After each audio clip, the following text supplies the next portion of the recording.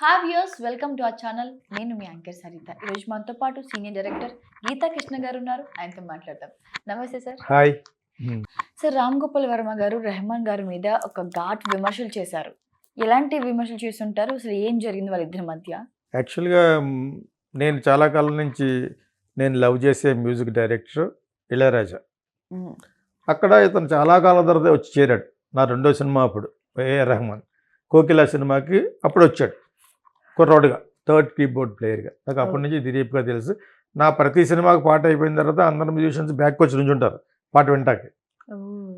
అందుకే అప్పటి నుంచి తెలుసు దిలీప్ నాకు. ప్లస్ నాకు ఏదో చిన్న కీబోర్డ్ మీద ఏదో కావాలంటూ ఒకటి చేసి పెట్టాడు చిన్నప్పుడే. మ్మ్. కోకిల సినిమాకే మ్మ్. ఒక ఎఫెక్ట్ ఏదో కావాలంటే. సో నాకు అప్పటి నుంచి తెలుసు. కానీ నేను అతని దగ్గర ఎందుకు చేయలేదంటే ఒకటి ఇళయరాజాని వదిలే ఉద్దేశం లేదు. మ్మ్. అయినా ఒకసారి టచ్ చేద్దామని చేశాను. అక్కడ ఈ ఆర్టిస్ట్ వాయిస్లు టెస్ట్ చేసి వాయిస్ బ్యాంక్ని మెయింటైన్ చేస్తూ అని ఒక రెండు డియోల్ జేమ్స్ ఎవడు వాడు ఒకసారి తాగేసి మాట్లాడాడు ఫోన్ ఎత్తితే. మ్మ్. ఇంకా అప్పుడు ఇంప్రెషన్ పోయింది నాకు. అటు పేరు నియోల్ జేమ్స్. మ్మ్. సో ఇతను డేట్లే కాదు అన్నీ చూసుకుంటే వాడు కొంచెం ఓవర్ అయిపోయాడు అనమాట. అది రోజు డబ్బులు. సో అదొకటి. ఇదే ఫస్ట్ టైం చెప్తాను. ఎప్పుడు దిలీప్ కూడా ఎప్పుడు చెప్పలేదు ఈ విషయం. కానీ so what ever it is, Ram Gopal Varma నేను చదివాను. ఎలాగంటే అది నేనే ఆశ్చర్యపోయాను. అది ఎంత షాకింగ్ ఉందంటే ఆ న్యూస్ గూగుల్లో వస్తూ ఉంటుంది కదా, మనం కూడా ఏమైనా చెప్తే సెన్సేషనల్గా గూగుల్లో వస్తూ ఉంటుంది. అక్కడ ఎవరో ఒక న్యూస్ అవును. ఐటమ్కి ఏదో రాస్తారనమాట. అంటే అది కొంచెం బజ్లో ఉన్నట్టు లెక్క. అది బజ్ చేయడం కోసం పెట్టినట్టు అనిపించింది నాకు. మ్మ్. ఇప్పుడు స్లమ్ డాగ్ మిలియనేర్లో సాంగ్ ఉంది కదా, జై హో అని పెద్ద ఫేమస్ అవును. సాంగ్, దేశభక్తి మీద చేసిన సాంగ్, చాలా బాగుంటుంది అది. ఆ సాంగ్ చేసింది రెహమాన్ కాదు, సుఖ్వీందర్ సింగ్ అని. ఇది యాక్చువల్గా సుభాష్ గాయ్ సినిమా, ఒక సినిమాకి ఏఆర్ రెహమాన్ మ్యూజిక్ చేస్తున్నప్పుడు ఇతను సాంగ్ ఇవ్వక బాధపడుతూ ఉంటాడు. ఎక్కువ కాలం తీసుకుంటాడు, 6 నెలలు, సంవత్సరం కూడా తీసుకుంటాడు.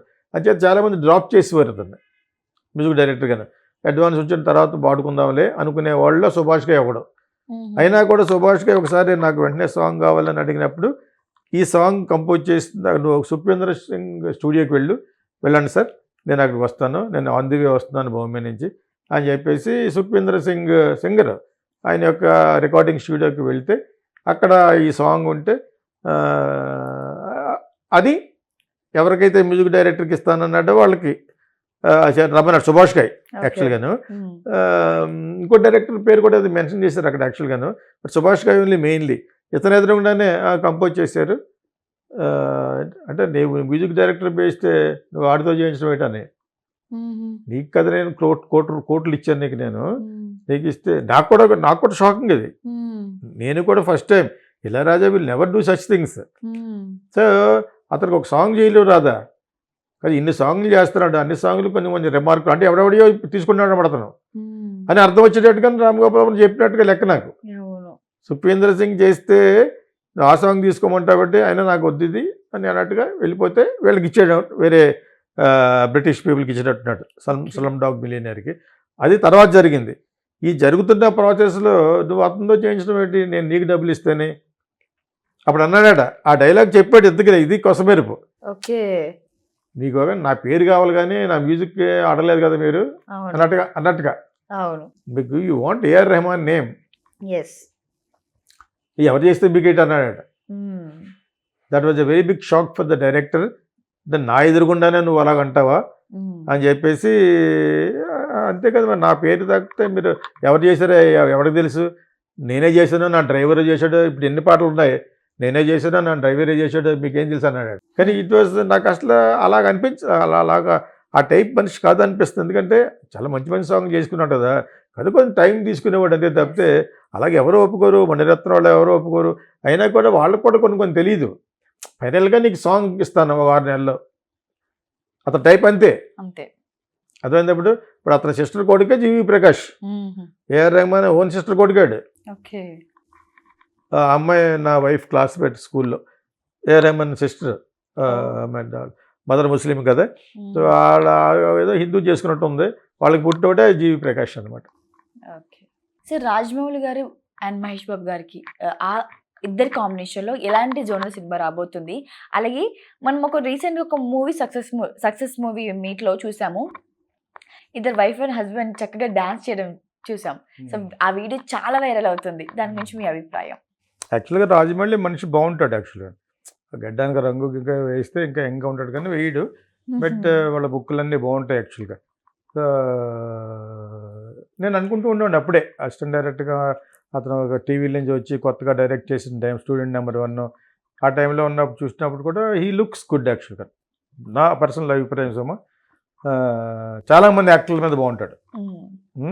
సో వాళ్ళిద్దరూ కూడా నా కాఫీ బార్ సినిమాకి ఆడియో ఫంక్షన్కి వచ్చారనమాట. అప్పుడు అంత సినిమా వాళ్ళని వెళ్ళలేదు. తను ఏదో అందులో యాక్ట్ చేసిన హీరో కొంచెం క్లోజ్కు ప్లస్ నాకు కూడా బాగా తెలుసు పిలిస్తే అందరినీ పిలాలి. మేము ఓన్లీ రోషే గారిని పిలిచాం, చీఫ్ మినిస్టర్ గారిని. వాళ్ళే ఎక్కువ మంది అయిపోయారు. సో చేసి సినిమా ఫీల్డ్ కాకుండా ఓన్లీ జర్నలిస్టులు పిలిచారనమాట. ఇక్కడ 3 లాంగ్వేజ్లు చేసాం కాబట్టి 3 భాషల్లో కూడా పెద్ద పెద్ద ఉన్నాయి. బెంగళూరులో వచ్చి విన్సెంట్ మ్యాటర్లు చేసాం, అక్కడ వచ్చి అంబాసిడర్ పల్లవ్ చేసాం, అక్కడ హెడ్ చెన్నైలో 3 లాంగ్వేజ్ సినిమా అది. నేను పబ్లిసిటీ బాగానే చేస్తాను యాక్చువల్గా. ఇక్కడ వచ్చి వైఎస్ఆర్ గారు లేరు కాబట్టి ఆ టైంలో రోసయ్య గారు ఉండబట్టి ఆయన పిలిచాం. ఆయన కూడా వచ్చారు 50 మంది. అక్కడ చాలామంది వచ్చారు. మిగతా వాళ్ళు కూడా ఎవరెవరు వస్తా కూడా తెలియదు.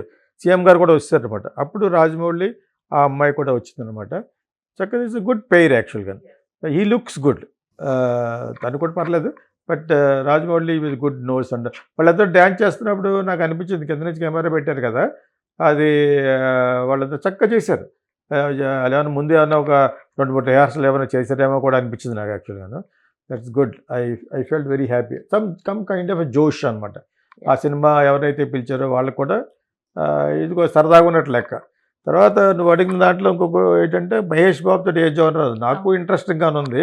కాకపోతే కొంచెం జాగ్రత్తగా ఉండాలి. ఏ జోనర్ చేసినా కూడా రాజమౌళి బ్రాండ్ ఉంది కాబట్టి ఇప్పుడు కాకపోతే ఒక విధంగా ఇండైరెక్ట్గా మహేష్ బాబు ఈ పవన్ కళ్యాణ్ లాగా బన్నీ లాగా అంత మాస్ హీరో కాదు. ఎందుకంటే మనిషి అందగాడే. బిగ్గు పెట్టుకున్నా కూడా అంత బిగ్గే కదా, అందగాడే. సో నేను చాలా చెప్పాను భయపడేందుకు, ఇట్స్ ఎ ఫ్యాక్ట్. సో అంత ముక్కు గిక్కు అంత బాగుంటుంది. కృష్ణ గారు అబ్బాయి గారి కాబట్టి బాగుంటుంది. ఏది వేసినా కూడా ఇప్పుడు బియ్యాడి పెంచుకుని అందంగా ఉంటాడు. కరెక్ట్, పర్ఫెక్ట్గా ఉన్నాడు కాబట్టి. సో అతనికి ఎంత ఉన్నా కూడా వీళ్ళంత మాస్ లేదు. అంత మాస్ ఉంటే 2 మాస్ సాంగ్లు పెట్టుకుని ఆ సినిమా డమాల మంది అంటే గుంటూరు కారం. ఇప్పుడు అసలు అందులో వచ్చిన సాంగ్ ఆ అమ్మాయి అందం, ఆ సాంగ్ గురించి ఆడేయాలి కదా. అంటే ఇతనికి యాజిటీజ్గా అంత మాస్ లేదు. అయినా అంత పెద్ద ఆర్టిస్ట్ అంటే ఆడితే బ్రహ్మాండంగా ఆడద్దు. మళ్ళీ సినిమా ఫ్లాప్ అన్నా కూడా డబ్బులు వచ్చేసింది పవన్ కళ్యాణ్ ఒకడే. ఇప్పుడు బన్నీ చేరాడు. బాగోలేదన్నా ఇంకా రాలేదు, బాగోకపోతే అప్పుడు ఆడదు. Only Pawan Kalyan, not even Chiranjeevi. అదేందా మీకు? సో అది ఎందుకు చెప్పారంటే that is what I'm watching. Okay. So ఆ విధంగా ఇప్పుడు మరి రాజమౌళి ఎత్తుకునే సబ్జెక్టు కత్తిమీద సాములాగే ఉండాలి. నేనేదో ముందు ఏదో అనుకునేవాడిని. మెల్ గిబ్సన్ తీసిన సినిమా ఎపోకలిప్టో అని ఒక సినిమా ఉంటుంది అడవి బ్యాక్గ్రౌండ్లో అనమాట. అందులో సెంటిమెంట్ ఇండియన్ సెంటిమెంటే. అమ్మాయికి కడుపు వస్తే నూతిలో పడిపోద్ది అనమాట. అది క్లైమాక్స్ యాక్చువల్గా. చాలా బాగుంటుంది. అగ్రెసివ్గా డిఫరెంట్ గెటప్స్ బాహుబలి కంటే బాగుంటుంది అనమాట. దాన్ని ఏమన్నా మోడర్న్ చేసి కేజీఎఫ్ లాగా అది మ్యాడ్ మ్యాక్స్, అది మెల్ గిబ్సన్దే. సో ఇవన్నీ కలిపి ఏమైనా చేస్తున్నాడా ఆర్ ఎనీ ఇన్వెస్టిగేటివ్ అని నాకు తెలియదు యాక్చువల్గా. Why will they reveal? ఎందుకంటే ఇప్పుడు ప్రతిదీ ఒక సస్పెన్స్గా ఉండి వదులుతున్నారు కాబట్టి నాకు ఇంట్రెస్టింగ్ అని అనిపిస్తుంది. కానీ ఏం తీసినా కొంచెం జాగ్రత్తగా ఉండాలి. ఎందుకంటే అతను ఏసీడీసీ యాక్టర్. అతను అయితే అటు లేకపోతే ఇటు ఏసీడీసీ అంటారు దీన్ని. ఫ్లాప్ అయితే ఫ్లాప్, హిట్ అయితే హిట్ అంటారు అనమాట. ఆ భాష ఇంకా ఇప్పుడు మనవాడు కుర్రోళ్ళు మర్చిపోయారు. ఏసీడీసీ అంటారు దాన్ని. ఇప్పుడు మహేష్ బాబు ఏసీడీసీ